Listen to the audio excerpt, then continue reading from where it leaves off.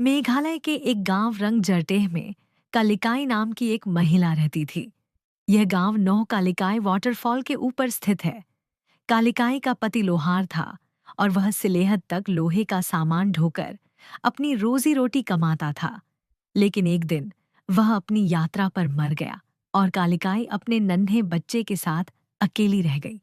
बच्चे की देखभाल के लिए कालिकाई ने वही काम अपनाया जो कई अन्य महिलाएं करती थीं। लोहे का सामान रंग जरतेह से मावमलुह गांव तक ले जाना।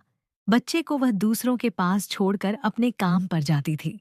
अन्य महिलाओं ने उसे कहा कि उसे दूसरा पति ढूंढना चाहिए ताकि बच्चे के जीवन में पिता की उपस्थिति भी हो। और ऐसा ही हुआ।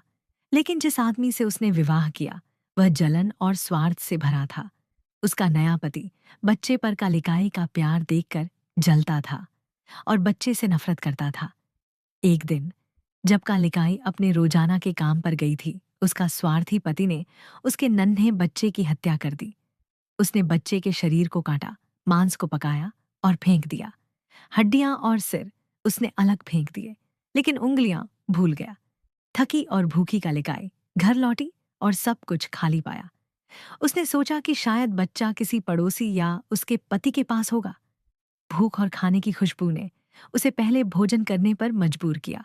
उसने जो मांस खाया वह स्वादिष्ट था, पर उसे यह पता नहीं था कि यह किसका है। खाने के बाद जब उसने अपनी क्वाई टोकरी उठाई तो देखा कि मांस के साथ उसके बच्चे की कट चुकी उंगलियां भी हैं। उस भयावह सच को जानकर कलिकाई पागल हो गई। उसने चीखते हुए चाकू लेकर भागना शुरू किया।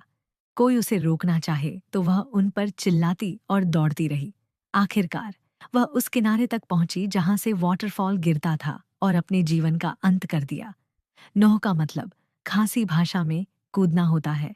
इस तरह इस वाटरफॉल का नाम पड़ा नौह कालिकाई। यह एक हृदय विदारक और डरावनी कहानी है जिसे सुनकर हर कोई डर और दया महसूस करता है। ऐसी और कहानियों के लिए सब्सक्राइब करें अनफिल्टर्ड ट्रुथ।